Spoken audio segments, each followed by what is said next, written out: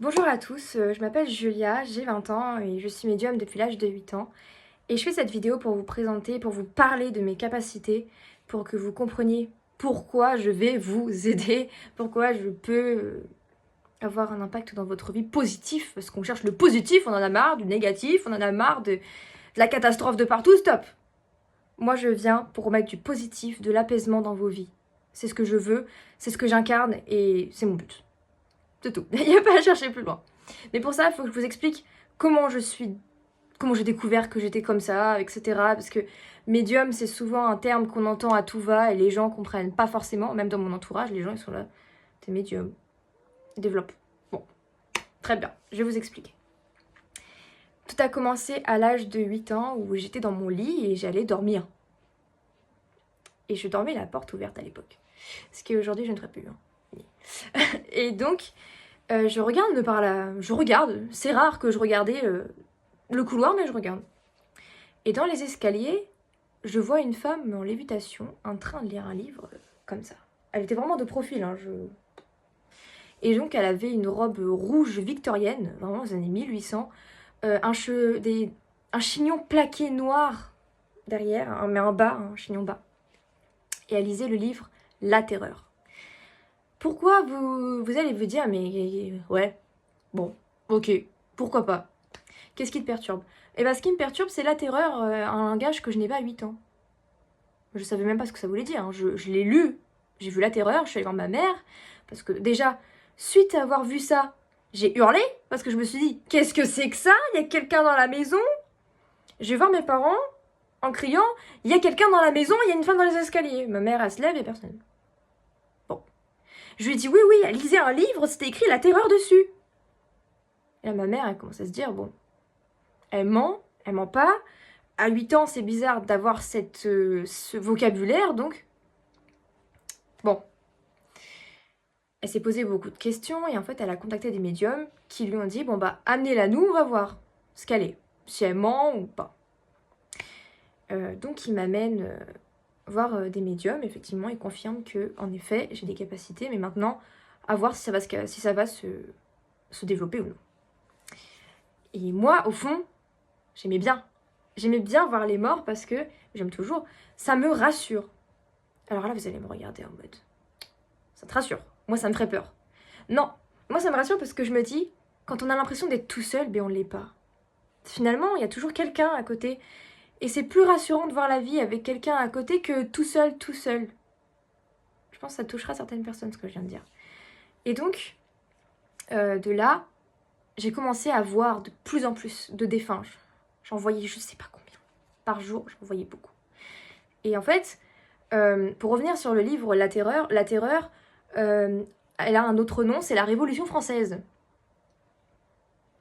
Donc la dame lisait un livre sur la Révolution française alors qu'on est dans les années victoriennes. 1800. Bon, ça a été fait en 1789, mais quand même. Et moi j'ai vu ça. Donc, c'est important, gardez ce détail bien pour la suite. Donc j'ai commencé à voir des défunts à droite à gauche. J'ai vu une petite fille, ça m'a toujours... Vraiment, en fait, ça reste gravé, ces choses-là, ça reste gravé dans vos têtes. J'ai vu une petite fille qui était dans ma cour, et puis pareil, les robes victoriennes, une petite robe jaune un petit peu, jaune-blanche, un truc comme ça. Et elle était en train d'attraper des papillons avec un filet. Et je voyais les papillons, puis je la voyais comme ça, en train d'attraper les papillons. Et elle m'a vue, et d'un coup je l'ai vue faire... Et elle a foncé dans la barrière. Et là, j'ai commencé à me dire, ah ouais, je vois de plus en plus de choses. Et donc voilà. L'année de mes 10 ans, donc j'allais voir encore des médiums, hein, parce que on essayait de déceler, de comprendre, moi de m'aider aussi dans cette gestion. Parce que gérer deux mondes, c'est pas évident, je peux vous le dire. Surtout à cet âge-là. Et du coup, il y a une dame qui me dit, il y a un garçon qui est là. Mais il est très fort, il est puissant. Mais il y a un garçon. Moi, je suis là... m'en ficher, quoi. Et elle dit, c'est son frère, jumeau. Et là, je regarde ma mère, et elle commence à m'expliquer tout. Et en fait, effectivement, quand j'étais dans la poche avec ma mère, enfin, quand j'étais dans la poche du ventre de ma mère, sous état d'œuf, il y avait un deuxième œuf avec moi.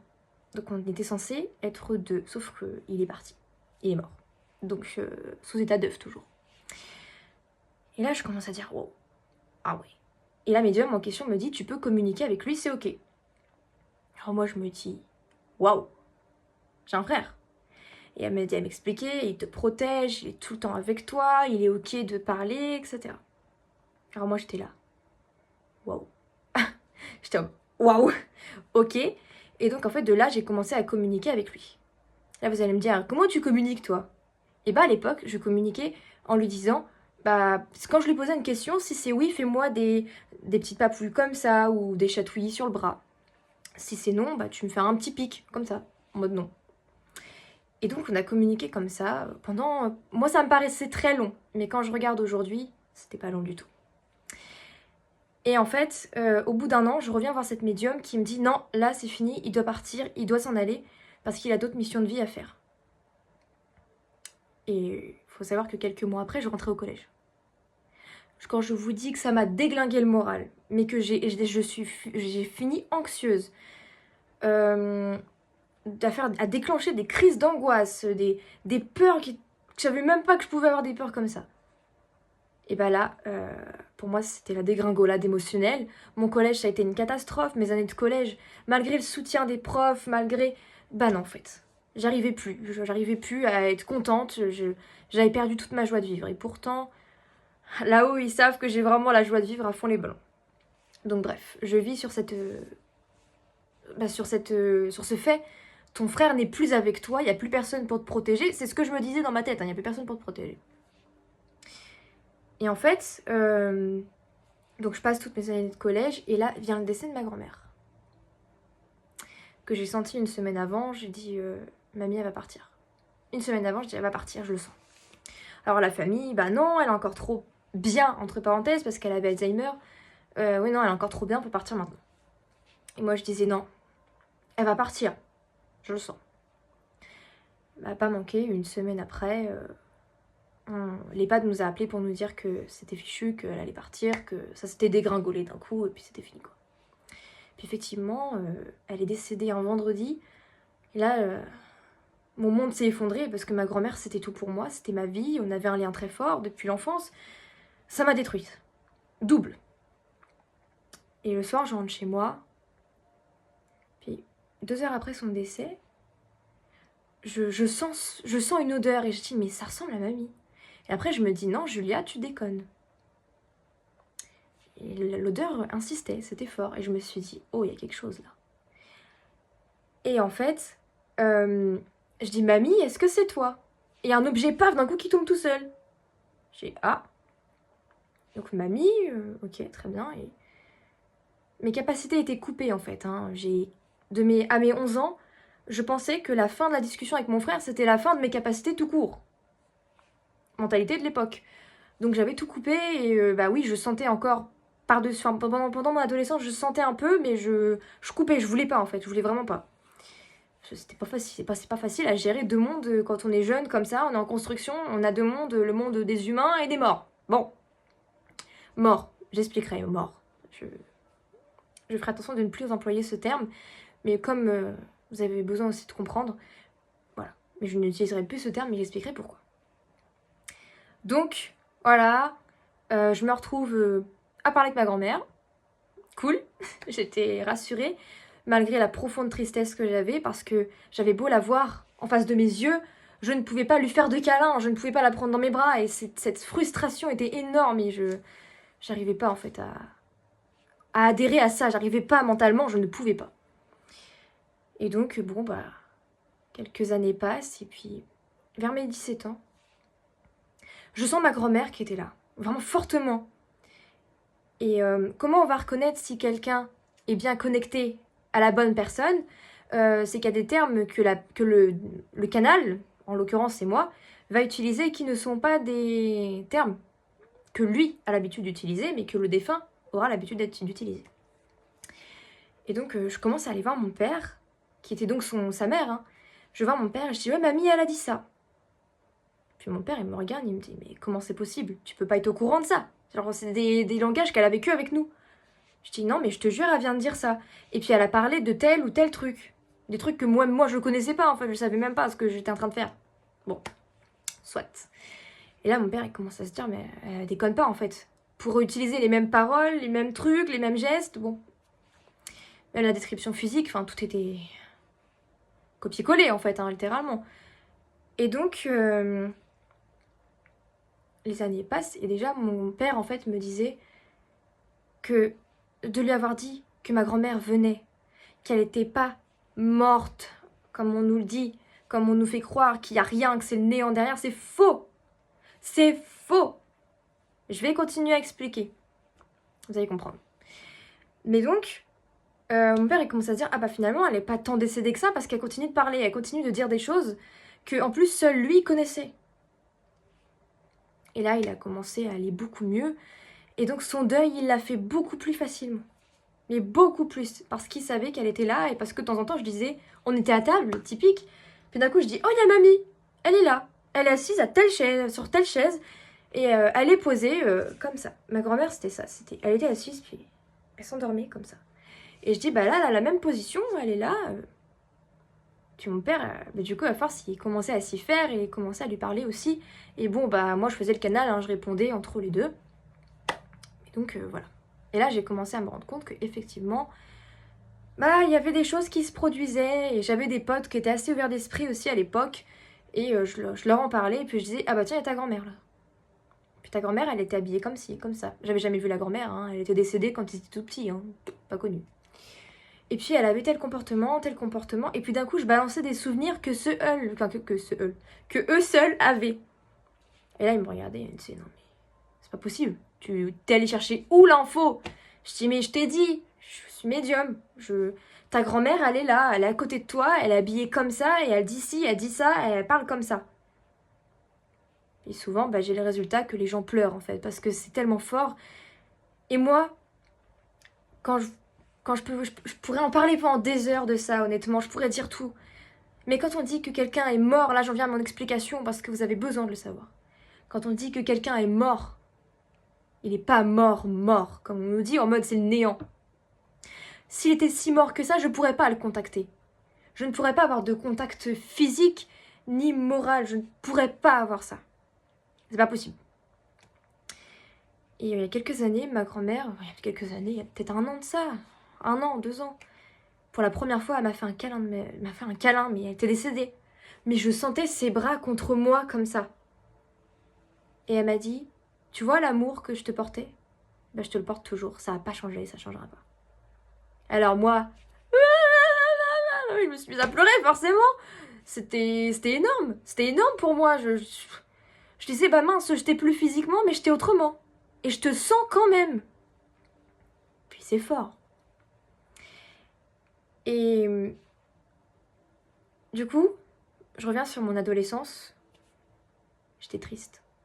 J'étais angoissée. Et je vivais dans la peur parce que mon frère, qui a son prénom Thomas, n'était plus là. Il y a quelques jours. Il y a quelques jours de ça. C'est ce qu'il m'a dit. C'est ce que je me suis dit, il faut que j'en parle. Je suis allée voir une dame, Cathy, que Dieu merci de m'avoir mis devant elle. Merci. Elle m'a dit, en fait elle l'a canalisé. C'est la première fois depuis des années que quelqu'un faisait un contact au défunt pour moi. Et là, c'est ce que j'avais besoin, mon sang. Et elle me dit, il y a un garçon, on commence à parler. Et je commence à lui parler de mon frère, ça me trottait dans la tête depuis des années. Elle me dit, bah oui, il est là. Et je lui ai demandé, est-ce qu'il est parti réellement? Elle me dit, non, il est jamais parti. Et il est toujours resté avec toi et il ne partira jamais. Jusqu'à que je prenne une autre forme de corps, vous voyez ce que je veux dire? Et là, je pense qu'elle a dû le voir, mais ce jour-là, c'était pour moi la bouffée d'air. Comme si j'étais dans l'eau, j'étais sous l'eau, et que d'un coup, elle m'avait donné la bouée, elle m'avait dit, c'est bon, relève-toi, ça y est, c'est fini. Et là, j'ai recommencé à reparler avec mon frère, Thomas, et on se reparle toujours, mais comme si rien n'avait changé. Alors ce qui est différent, c'est que maintenant, je suis tellement connectée que je lui parle comme je vous parle à vous. Et il me répond. Et là pour moi, c'est énorme. J'ai appris il y a 3 jours. Il Il y a 3 jours qu'il est jamais parti et qu'il est toujours avec moi. Et je vous parle et il est à côté de moi en fait. Là. Je le sens. Et je dis ça parce que c'est pas parce que vous avez perdu quelqu'un qu'il est plus là du tout. Et d'ailleurs, je parlerai dans une autre vidéo des doubles missions vivant et dans une autre forme. Parce que ça ne s'arrête pas là. Vraiment. J'espère que vous comprenez mieux maintenant ce que je veux vous dire. 15 minutes de vidéo, ça fait beaucoup, je sais. Mais il faut que vous sachiez que vos défunts sont toujours là pour la plupart et que je peux les canaliser, que je peux parler avec eux. Le temps, je m'en fiche de combien de temps ça durera. S'ils ont des messages à vous faire passer, qu'ils vous les fassent passer. Par mon canal, s'ils le veulent, moi je m'en fiche, moi c'est comme ils veulent. S'ils veulent pas passer par moi, ils passent pas par moi, c'est pas grave. Mais s'ils peuvent passer des messages que vous avez besoin pour avancer, mais je le ferai avec grand plaisir. Et sincèrement, vraiment, je suis là pour ça. Je cherche pas à détourner, je sais pas quoi, ça c'est pas mon délire. Ça c'est pas mon truc du tout. Et vous verrez que je suis quelqu'un de très cash, de très honnête, et je ne supporte pas les arnaques. Je n'aime pas ça du tout. Et tout ça pour vous dire que c'est pas parce que on est mort que ça s'arrête définitivement. Parce que là, mon frère est là, il est avec moi. Et j'ai jamais été aussi heureuse depuis que je sais qu'il est là avec moi. Et que je l'entends me parler. Que je l'entends m'embêter en fait, parce que c'est quelqu'un de très joueur. Et je le vois me faire des petits trucs comme ça, en mode ah t'es chiante, arrête. Est-ce que vous vous rendez compte quand même à quel point c'est énorme pour quelqu'un de vivre ça? C'est pour ça que je veux le faire vivre aux gens aussi. Parce que je connais cette douleur de se dire que son défunt est parti, qu'on se sent tout seul, qu'on se sent abandonné alors qu'en fait il est juste là.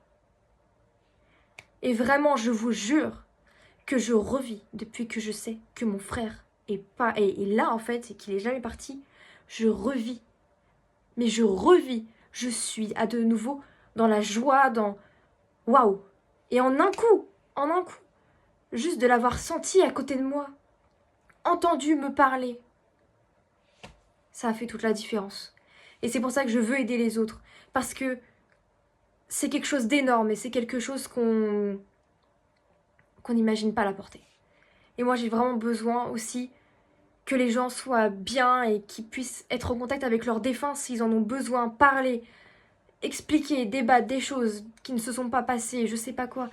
Moi, je suis là pour ça. Et vraiment, je le fais de bon cœur parce que je sais ce que c'est.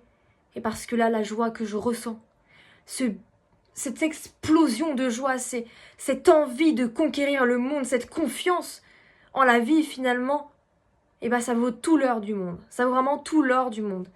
S'il vous plaît, prenez les choses comme je vous dis au sérieux. Je suis pas tarée dans ma tête. Hein. Voilà, je suis pas tarée dans ma tête et avec tout ce que je vous ai expliqué, ça en atteste. Maintenant, si vous voulez tester, on teste.